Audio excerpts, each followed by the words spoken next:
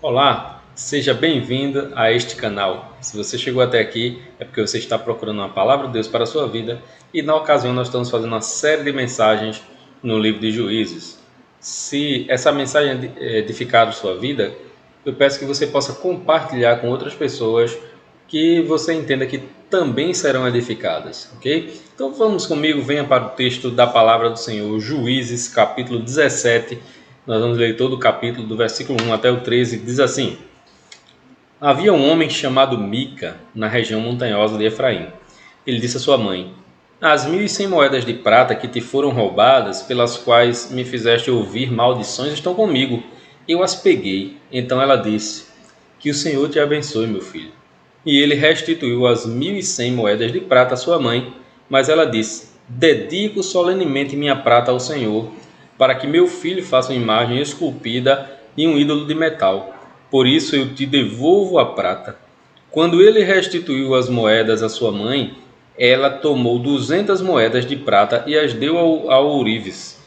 Ele fez delas uma imagem esculpida e um ídolo de metal que ficaram na casa de Mica. Esse homem, Mica, tinha um santuário e fez um colete sacerdotal e alguns ídolos da família e consagrou um dos seus filhos como sacerdote. Naquela época não havia rei em Israel, cada um fazia o que lhe parecia certo. Um jovem levita de Belém de Judá, da família de Judá, passava por aquela região. Esse homem partiu da cidade de Belém de Judá para encontrar lugar para morar. Quando passava pela região montanhosa de Efraim, chegou à casa de Mica. E este lhe perguntou: De onde vens? Ele respondeu: Sou levita de Belém de Judá e estou procurando um lugar para morar. Então Mica disse: Fica comigo e sê o meu pai e sacerdote, e te darei 10.000 moedas de prata por ano, roupas e sustento. O levita entrou e aceitou ficar com aquele homem e tornou-se como um de seus filhos. Mica consagrou o levita e o jovem lhe serviu como sacerdote e ficou em sua casa. Então Mica declarou: Agora sei que o Senhor me fará bem, pois tenho um levita como sacerdote. Vamos orar ao Senhor? Pai, em nome de Jesus, que a tua palavra possa alcançar cada uma das pessoas que o Senhor assim o desejar e que, alcançando essas pessoas, elas possam ser transformadas por tua palavra. Derrama a tua graça, nos faz entender e aplicar a tua palavra em nossas vidas. Te pedimos em nome de Jesus. Amém. Amém. Nós temos falado aí sobre todo o livro de Juízes, né? Desde o capítulo 1, já estamos aqui no capítulo 17, na reta final. Já falamos aí de todos os juízes, 14 juízes. Falamos daqueles de mais destaque e até mesmo daqueles que têm pouquíssima informação, né? Chamados juízes menores, né? Desse livro. Vimos ali desde o momento em que o povo estava entrando na terra, e aqui a gente vai ver, especialmente na mensagem que vem, que o povo ainda estava se instalando na terra, ainda estava conquistando, ainda estava se dividindo ali para conquistar a sua porção de terra. E vimos como Deus ordenou que expulsasse todo aquele povo da terra, mas que Israel acabou não fazendo isso, se acomodou, expulsou alguns, quando se assentou, pronto, não se preocupou em expulsar os outros. E aí aqueles povos ficaram ali até como um castigo de Deus para eles, para provar a Israel. E Israel caiu, foi reprovado nessa prova em muitos momentos, né? Quando Josué e os anciãos morreram, eles perderam a referência, e ao perderem sua referência, ao olhar ao seu redor, a referência que eles achavam eram os povos ao redor e sua religião, sua falsa religião, seus deuses falsos, e aí eles acabavam caindo na idolatria. Nós vimos ali o ciclo do juízo, né? O povo estava lá servindo a Deus, mas na medida que o juiz morria, né, o povo acabava abandonando ao Senhor, começava a adorar os ídolos daquelas nações, e aí Deus mandava uma nação, um outro povo ali, para oprimir Israel.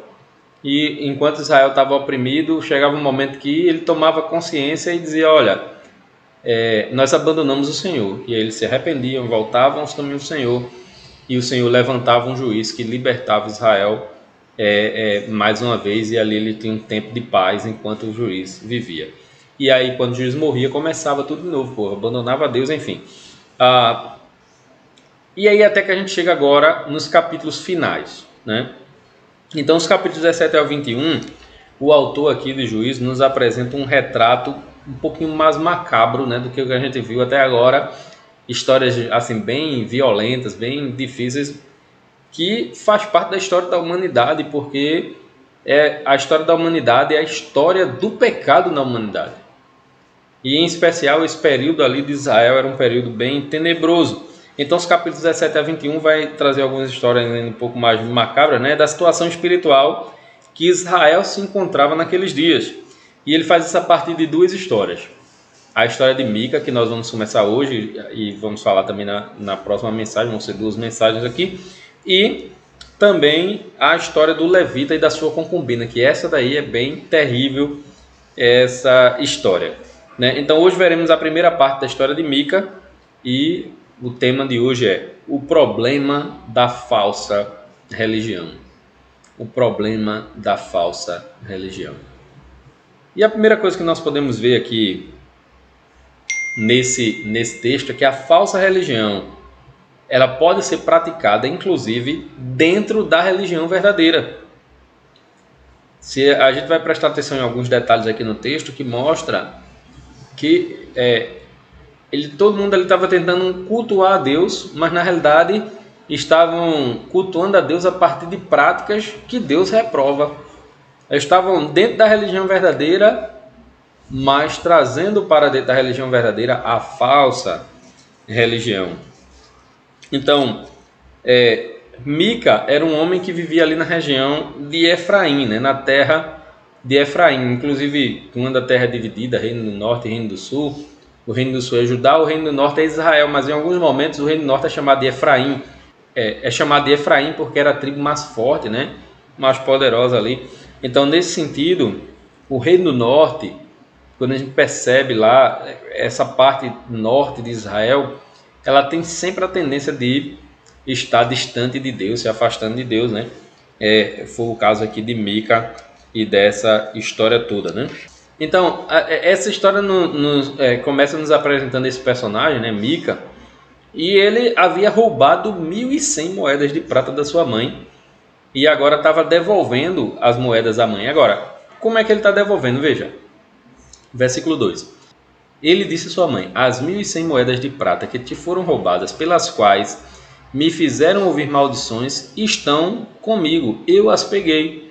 Então veja, ele havia roubado a mãe 1.100 moedas de prata, foi um valor alto, e estava agora devolvendo a mãe. Por quê? Porque ele se arrependeu? Não, porque ele ficou com medo das maldições que a mãe estava jogando sobre quem tivesse roubado as moedas dela. Então, ele não devolve por arrependimento, ele devolve porque ele estava com medo da maldição que ele estava sofrendo, da própria mãe. Agora, quando a mãe de Mica ouve aquilo ali, eu acho que se fosse qualquer um de nós ali no lugar, ia ficar triste, né? Por saber que o próprio filho roubou. No caso, ela ficou contente, agradeceu, né? Até pediu a bênção de Deus sobre ele. Então ela disse: que o Senhor te abençoe, meu filho. Então ela pede a bênção de Deus ali para Mica, e ela fica tão feliz, que resolve consagrar aquelas moedas ao Senhor. E aí a gente pode pensar assim: poxa, que coisa maravilhosa, né? Ela perdoa o filho, além de perdoar o filho, ainda consagra a Deus aquele recurso, aquelas moedas. Veja o que aqui diz o versículo 3. E ele restituiu as 1.000 moedas de prata à sua mãe, mas ela disse: dedico solenemente para o Senhor. Veja, solenemente, né? Para o Senhor. Para que meu filho faça o quê? Uma imagem esculpida em um ídolo de metal. Por isso eu te devolvo a prata. Então, ela dedica essa prata solenemente ao Senhor. Mas para quê? Para fazer ídolos. Havia uma mistura aqui.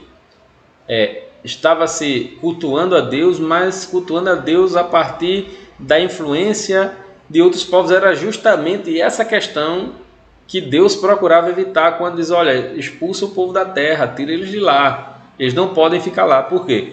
Justamente por conta dessa mistura.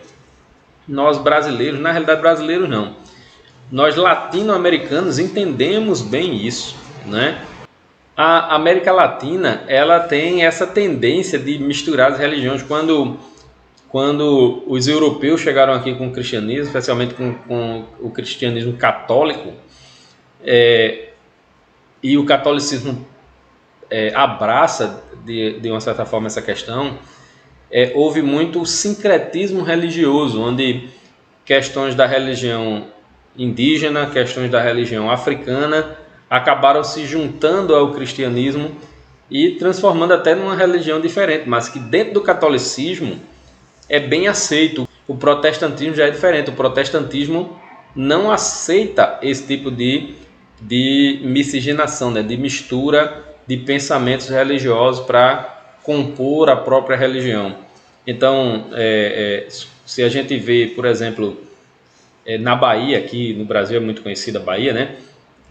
Pelo sincretismo religioso, onde muitos orixás representam muitos santos católicos, né?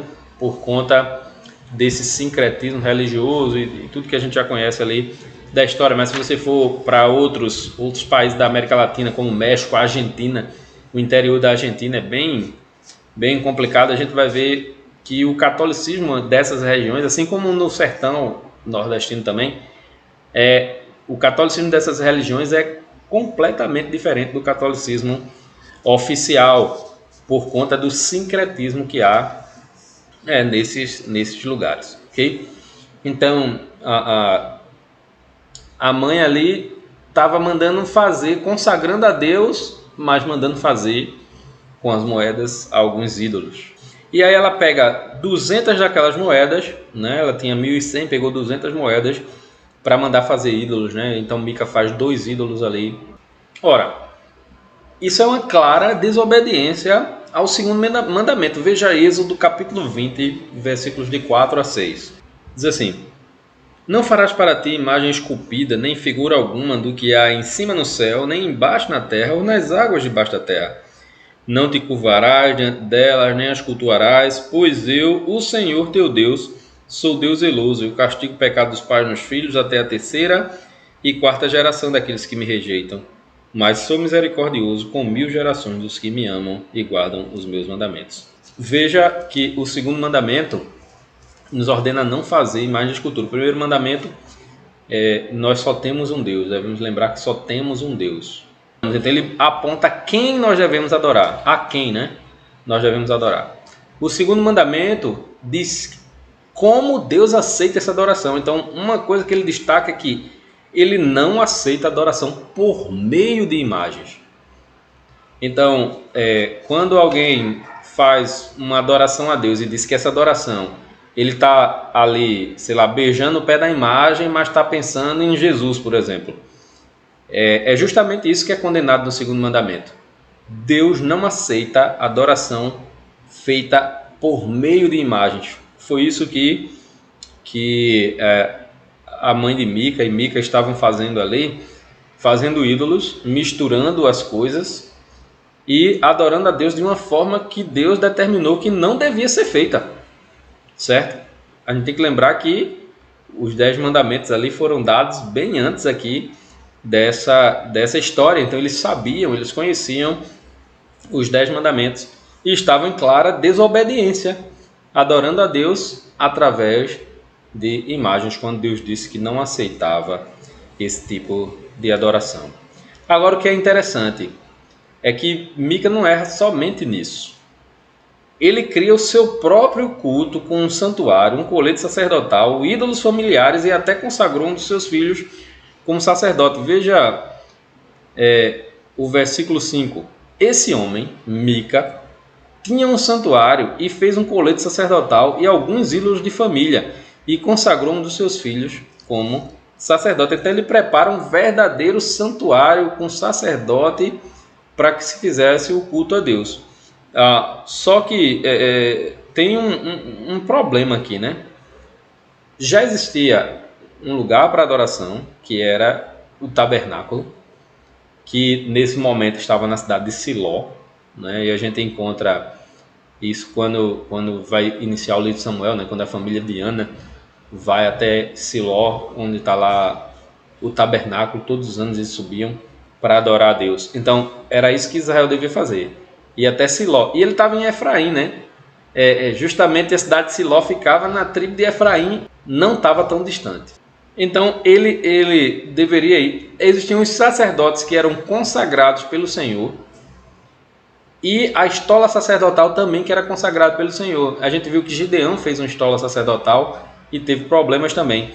Então, essa tentativa de criar seu próprio culto, isso vai de encontro ao que Deus fez. Veja, quando a gente tenta dizer, olha, eu adoro a Deus, mas eu acho que Deus é assim, né? Por exemplo, é muito comum dizer assim, eu acho que Deus não manda as pessoas para o inferno porque Deus é amor. Então, o que é que essa pessoa está fazendo? Essa pessoa está rejeitando a Deus. Ela não está exaltando a Deus porque Deus é amor, ela está rejeitando a Deus. Porque o Deus que é amor, ele mesmo determinou que alguns homens seriam condenados porque eles pecam contra o próprio Deus. Então, essa pessoa está rejeitando a Deus, rejeitando a um Deus que é amor, sim, mas que é também justiça. Então, ela rejeita a justiça de Deus para exaltar o amor de Deus, aceitando só uma parte de Deus, está rejeitando Deus como um todo. Então, nós não podemos criar o nosso próprio Deus, criar a nossa própria religião, a nossa própria forma particular de adorar a Deus. A gente tem que fazer isso a partir daquilo que Ele nos ensina pela sua palavra. Quem tentou fazer isso? Muitas pessoas tentaram fazer isso. Um exemplo disso é Adão. Adão criou sua própria forma de religião. Veja, quando Adão pecou contra o Senhor, o que é que aconteceu? A primeira coisa que aconteceu, ele percebeu que estava nu. Veja, Gênesis capítulo 3, 2 versículos 7 e 8. Diz assim: Então os olhos dos dois foram abertos e ficaram sabendo que estavam nus. Por isso entrelaçaram folhas de figueira e fizeram para si aventais. Ao ouvirem a voz do Senhor Deus, que andava pelo jardim no final da tarde, o homem e sua mulher esconderam-se da presença do Senhor Deus entre as árvores do jardim. Perceba aqui o seguinte: religião significa religar, né? Vem até do latim, religare, né? Religar, é quando o homem se liga novamente a Deus. Isso é religião, o significado da palavra religião. Então, Adão tentou criar sua própria religião, sua própria forma de se religar a Deus. O que foi que aconteceu? Ele comeu do fruto, desobedecendo, junto com a sua mulher. A primeira coisa que aconteceu, quando eles comeram do fruto, eles perceberam que estavam nus, e aí eles correram para tentar resolver a situação. Como foi que eles tentaram criar sua própria forma de religar a Deus? Como agora eu tenho vergonha e eu não consigo ficar mais nu ali sem sentir vergonha do que está acontecendo, então eu vou tentar criar uma forma de religar a Deus. O que foi que eles fizeram? Roupas de folhas de figueira. Só que aí quando Deus chega, o que é que acontece? Eles não conseguem estar na presença de Deus, porque a forma de religar a Deus não deu certo. A forma de religião nova deles não deu certo. Então não há como, por nosso próprio caminho, nos religar a Deus. Não adianta. A gente não vai conseguir criar essa religião que nos ligue a Deus. Deus já criou, e por isso a gente deve seguir os princípios que estão na palavra de Deus. Agora, o versículo 6 dá aqui o porquê disso tudo. Versículo 6 diz: Naquela época não havia rei em Israel. Cada um fazia o que lhe parecia certo. Cada um fazia o que lhe parecia certo. Então, cada um queria criar sua própria religião. Cada um queria criar sua própria forma de agradar a Deus. Cada um queria criar sua própria forma de andar nesse mundo e fazer aquilo que ele achava que era justo, não aquilo que Deus determinava que era justo. Então aí está uma grande diferença. Saiba o seguinte: mesmo dentro da igreja de Jesus Cristo, não podemos exercer a nossa própria religião, né? A religião da forma como eu ou você achamos melhor, mas é a partir dos princípios ensinados na palavra de Deus. A religião que nós praticamos a partir dos princípios que a palavra de Deus ensina. Quando eu fujo disso, quando eu tento criar um Deus fora daquele Deus que a palavra de Deus ensina, quando eu tento criar um culto a Deus fora daquilo que a palavra de Deus ensina, logo eu estou criando uma nova religião que não vai agradar a Deus, que não vai se aproximar de Deus. É uma falsa religião. A segunda coisa e última aqui que nós podemos ver nesse texto é que a falsa religião conta com a ambição dos que a dirigem. Veja, Mica, ele tinha formado a igrejinha dele, né? Entre aspas aqui, obviamente o templo, né? O santuário dele, que ele mesmo criou. E ela estava pronta. Tinha sacerdote, tinha santuário, tinha os ídolos, né? Tinha a estola. Então ela estava ali prontinha, parecida com a religião verdadeira, mas não era a religião verdadeira. Não só pelos ídolos, né, que não consta na religião verdadeira, mas porque a religião verdadeira tinha que ser exercida lá no tabernáculo lá em Siló. Estava quase tudo pronto. Tinha lá o santuário, tinha o sacerdote, tinha a estola, tinha os ídolos, mas estava faltando a cereja do bolo. E de repente, um levita vindo lá de Belém de Judá, procurando lugar ali para morar, ele chega lá em Efraim, na casa de Mita, naquela região montanhosa onde ele morava. Ele estava procurando esse lugar porque o povo ainda estava se instalando. Os levitas não tinham terra como as outras tribos, mas os levitas moravam entre as tribos, nas cidades de refúgio e tudo mais, para que pudessem ali servir a Deus ali no meio das tribos. E aquele levita ali estava procurando um lugar para morar, veio lá de Belém de Judá e foi parar lá nas montanhas de Efraim, onde se encontrava a casa de Mica. Foi como se tivesse sido enviado por Deus.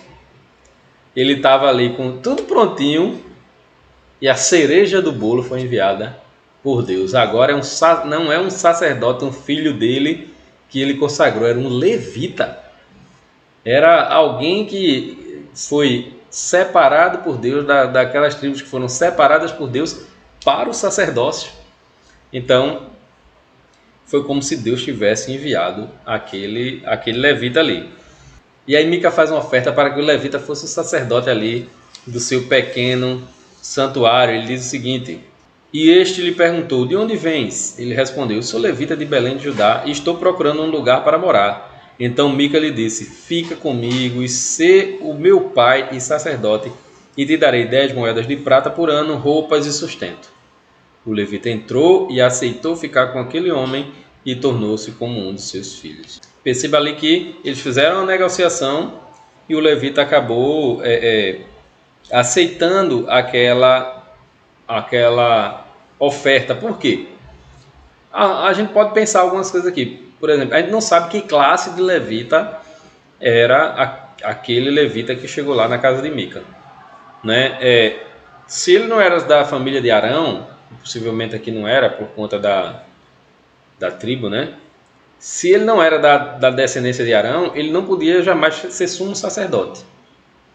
Então ele podia servir limpando a tenda, ele poderia servir como cantor, ele poderia servir de diversa forma. Talvez ele pudesse ser alguém que nunca ia ser um sacerdote exatamente, né?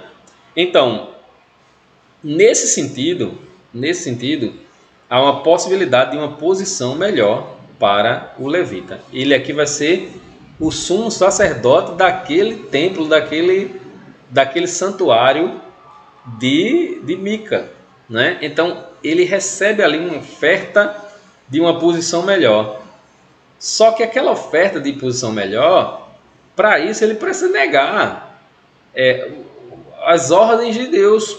E a primeira delas é que a adoração não é feita em santuários particulares, mas no santuário principal lá em Siló, no tabernáculo onde estava a Arca da Aliança, simbolizando a presença de Deus ali entre o povo.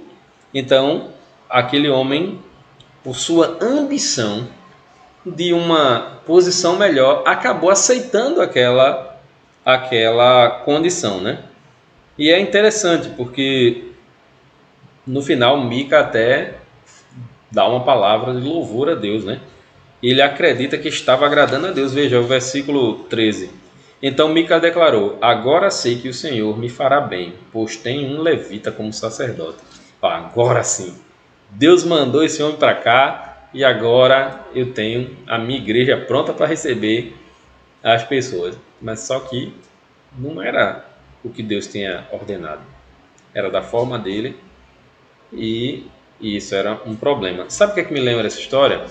Uma história que eu já contei aqui em alguns momentos e tenho contado em muitos momentos, que me preocupa muito, que foi quando um deputado, né, José Roberto Arruda, um deputado cristão, né, protestante, junto com outras pessoas, outros crentes ali, umas dois pelo menos, estavam orando a Deus, agradecendo por uma negociação de propina que estava em cima da sua mesa.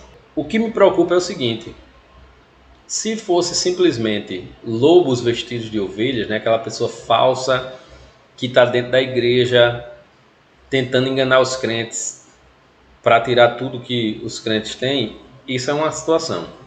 A outra situação é alguém que acha que de alguma forma Deus está abençoando aquela situação, porque a partir do momento que a pessoa se dedica a orar a Deus, agradecendo por aquilo ali, é que de alguma forma ela está acreditando que Deus está naquele negócio, sendo que é um negócio de corrupção. Corrupção mata, corrupção tira dinheiro de hospital, deixando as pessoas nas filas, morrendo, tira dinheiro de merenda escolar, tira dinheiro de obras, por exemplo, de estradas, né? E acontece muitos acidentes pela má condição de estradas. Então, corrupção mata. Como é que a pessoa pode achar que de repente ela fez uma negociação? Às vezes ela está pensando até em ampliar uma igreja, em melhorar o teto que está caindo, ou comprar bancos novos para uma igreja com aquele dinheiro, mas é um dinheiro que Deus não está abençoando, mas a pessoa acredita que está abençoando. Então, a pessoa acredita que está agradando a Deus com aquilo ali. Por quê? Porque ela já misturou a religião verdadeira com a falsa religião. Com a falsa, ela está dentro da religião verdadeira, mas está praticando uma falsa religião. Isso acontece com muitas pessoas, né? Nós precisamos entender que líderes religiosos ambiciosos estão sempre dispostos a desconsiderar os ensinamentos da palavra de Deus pelos seus ganhos pessoais. Aquele levita, pela função dele, ele deveria conhecer a palavra de Deus. Deveria guiar Mica para o caminho correto. Olha, esses ídolos é reprovado por Deus, não pode, você precisa ir para o santuário. Não. Ele tinha uma ambição maior, ele queria ser algo maior, né? E aí ele procurou o caminho para isso. Então, quando a gente tem líderes religiosos que têm ambições para além daquilo que a palavra de Deus nos ensina, mas ambições pessoais que fazem com que eles desconsiderem os ensinamentos da palavra ou distorçam, tentem adequar o ensinamento da palavra à sua realidade. Hoje a gente tem muitas questões políticas, por exemplo, trazendo questões políticas aí, tentando forçar que a Bíblia se encaixe naquilo ali. Tudo isso são problemas sérios, porque fazem com que a igreja se desvirtue da verdade. As pessoas estejam praticando uma falsa religião, acreditando estar agradando a Deus. Precisamos estar atentos a isso. Algumas aplicações para encerrarmos. Ninguém pode servir a Deus do seu próprio jeito. Não é você que decide como você vai servir a Deus. Você precisa decidir se você quer ou não servir a Deus. Se você quiser servir a Deus, você deve se colocar como Paulo, né? Eu, Paulo, servo. A palavra servo ali é a palavra escravo. Está dizendo, eu, Paulo, escravo de Cristo. Escravo não tem vontade. O Senhor diz para onde ele vai, diz o que ele deve fazer e ele faz. É assim que nos colocamos diante de Deus. Então não podemos servir a Deus do nosso próprio jeito. Ao tentar servir a Deus da nossa maneira particular, criamos uma falsa religião. Montamos a ideia de um falso Deus, de um ídolo, e criamos esses ídolos nos nossos próprios corações e achamos que estamos servindo a Deus, mas na realidade estamos servindo ao falso Deus que nós mesmos criamos. Precisamos estar atentos às pessoas que nos lideram, pois suas ambições pessoais podem produzir uma falsa religião da qual participaremos. Então, outra coisa, os pregadores aí que às vezes a gente acompanha na internet, na TV, as lideranças de uma forma geral, a gente precisa saber quem são as pessoas que estão nos liderando, que estão pregando a palavra e nos conduzindo na questão religiosa. Porque se a gente não estiver atento a isso, a gente pode estar simplesmente na mão de alguém que criou sua própria religião e está fazendo com que a gente vá atrás dele. Então, é necessário estar atento a isso. Precisamos fugir da falsa religião. O Senhor já determinou como nós devemos fazer na sua palavra. Então, que nós possamos buscar a Deus, andar conforme seus ensinamentos, fugir da idolatria, dos ídolos e servir somente ao Deus que criou os céus e a terra. Amém? Deus possa nos abençoar e nos ajudar a aplicar a sua palavra na nossa vida. Vamos orar ao Senhor. Pai, em nome de Jesus, muito obrigado pela tua palavra. Nos abençoe e nos ajuda a aplicar em nosso coração. Não nos deixa criar falsos deuses, nenhuma falsa religião nas nossas vidas. Derrama a tua graça, nos conduz conforme a tua vontade e nos ajuda a aplicá-la na nossa vida, em nome de Jesus. Amém. Deus abençoe a todos. Nos encontraremos na próxima mensagem, se assim Deus nos permitir.